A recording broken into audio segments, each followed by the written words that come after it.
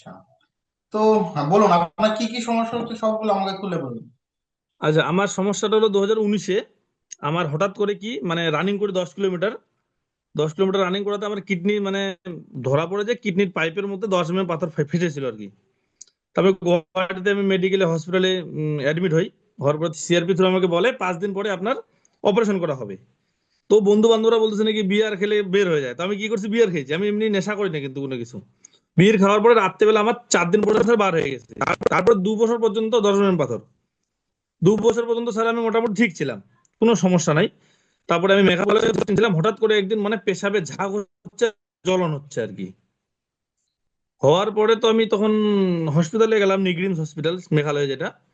তো ওখানে আমার 24 আওয়ার্স ইউরিন প্রতিদিনও করা হলো। তো ওইখানে মানে অনেক 5,000-এর মতো আর কি ধরা পড়লো আর কি। তারপর বায়োপসি করতে বললো, গুয়াহাটিতে বায়োপসি করলাম, তো তখন 40 থেকে 60% খারাপ 2019-এ। তারপরে তো আমি সিএমসি ভেলুরে যাই স্যার। সিএমসি ভেলুরে যাই, তখন আমার ক্রিয়েটিনিন ছিল 1.6 অনলি। তারপরে 2019 থেকে আমি ভেলোরে যাচ্ছি এ পর্যন্ত আমার ক্রিয়েটিনিন ধীরে ধীরে ধীরে ধীরে বাড়তে গেছে স্যার। এখন আমার ক্রিয়েটিনিন মোটামুটি 4.1 হয়ে গেছে স্যার। হুম, এবার আমি বলি। GFR only 20। এবার আমি স্যার। বলি এবার জি আমি স্যার। বলি প্রথমে বলেছিল আপনার 50% 60% নষ্ট হয়ে গেছে, বলার এত বছর পরেও তো বেঁচে আছে। জি স্যার।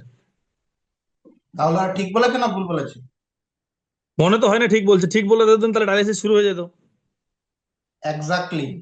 আমার সবগুলা ভিডিও আপনি দেখেন তো, ক্লিয়ার কাট কথা হ্যাঁ, আমি আমি বলি। আমি মোটামুটি কোনো মোটামুটি সবগুলোই দেখি। হুম। আমি ক্রিয়েটিন নিয়ে কি বলেছি, যে শরীরগত ফিজিক্যালি যদি কোনো প্রকার প্রবলেম না হয়, ঠিক শরীরে আছে, কোনো এফেক্ট নেই। হ্যাঁ। যদি ফিজিক্যালি কোনো প্রবলেম না হয়, আপনি বেশি ক্রিয়েটিনিন নিয়ে আজকে এত বছর ধরে বেঁচে আছেন, সামনেও বেঁচে যাবেন, কোনো প্রবলেম হবে না। ক্লিয়ার কথা। ওরা বলছে যে সমস্যা, জি স্যার। সবাই সমস্যা নিয়ে বলছে, ওষুধ দিয়ে যাচ্ছে, সলিউশন কে করতে পারেনি। রাইট? হুম। ভুল বলেছি? টাকা দিয়েই ঠিক স্যার, যাচ্ছেন, একদম ঠিক। আপনি টাকা দিয়েই যাচ্ছেন, ওষুধ খেয়ে যাচ্ছেন, দিয়ে ক্রিয়েটিনিন যাচ্ছি। বেশি দিচ্ছে। যদি ক্রিয়েটিনিন বেরিয়ে এত বড় যাচ্ছে। কিছু হতো, আপনি আজকে সার্ভাইভ করতেন না, মরে যেতেন, সোজা চাপা কথা। জি জি জি। আমি ওই পেশেন্টদেরকে রাখি যারা অ্যাকচুয়ালি পেশেন্ট। আপনাকে আমি এমন কোনো হুম। প্যাকেজ সার্ভ করবো না, কারণ আপনার কোনো সমস্যা নেই। আমি একটু স্যার। অন্যরকম। স্যার ঠিক স্যার। আছে, আমি একটু অন্যরকম, আমি ক্লিয়ার কাট বলে দিই আপনার, মানে আমি যেটা দেখতে পাচ্ছি, আপনার যদি ফিজিক্যালি কোনো প্রবলেম না থাকে, অন্যরা মতো আমি না শুধু টাকা রাখবো হবে না। ক্লিয়ার কাট কথা, আমার সমস্যা নাই, আমি কিসের জন্য রাখবো। দেখুন, রিপোর্ট নিয়ে আমি এখন কয়েকটা কথা বলি। আমি সবচেয়ে লাস্ট স্টেজের পেশেন্ট গুলোকে দেখি, not just only from India, ঠিক আছে, ইউএস, লন্ডন, জার্মানি, অস্ট্রেলিয়া, সব জায়গা থেকে। যখন ওই জায়গায় ডাক্তার দেখাতে দেখাতে হয় না, মরা শেষ পর্যায়ে, তখন আমার কাছে আসে। তো আমার অবজারভেশনটা তাদের থেকে স্যার। অনেক বেশি হয়। আমি আমার অবজারভেশনে যেটা দেখেছি, যে আমাদের কাছে অনেক রুগী আসে, কারো ক্রিয়েটিনিন 3 থাকে, 6 থাকে, কারো বা 16, কারো বা 26। কিন্তু sir patient sir. To patient সবকিছু ভেরি করে। এমনও পেশেন্ট আছে যার শরীরে ক্রিয়েটিনিন লেভেল 3, তার সমস্ত শরীর ফুলে গেছে, প্রস্রাব হয় না, হ্যাঁ হ্যাঁ। সে মরণাপন্ন। আর যার 26, তার শরীরে কোনো প্রকার সমস্যা নেই। এখন যে স্যার। 26, সে কোনো কিছু না করেও দীর্ঘদিন বেঁচে আছে, আর সে অনেক কিছু করার পরেও মারা যায়। তো ক্রিয়েটিনিনটা যদি সবচেয়ে বড় ফ্যাক্টর হতো, তাহলে তো প্রত্যেকেই মারা যেত না। তো 26 নিয়ে সার্ভাইভ করে কেমন, কিভাবে?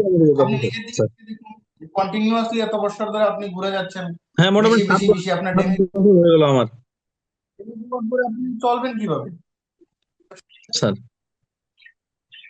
যদি তারা যেভাবে বলছে যে ড্যামেজ হয়েছে, যদি এগুলো সত্যি হতো, আপনি এতদিন আজকে সার্ভাইভ করতে পারেন না, যেহেতু ডিফেন্সে কন্টিনিউ বডি মুভমেন্টে থাকে, অনেক একদম কমপ্লিকেশন একদম হয়। স্যার, একদম।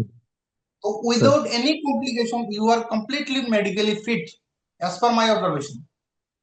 ঠিক আছে, স্যার। তো আপনার কোনো কিছু দরকার নেই। আমি এক দুইটা জিনিস তবু দিয়ে দেবো, আপনাকে কোনো প্যাকেজে রাখবো না, যদি টেনশন ফ্রি থাকতে পারেন। এক দুটা, এত এত মানে খুব এক্সপেন্সিভ না, অতি সাধারণ।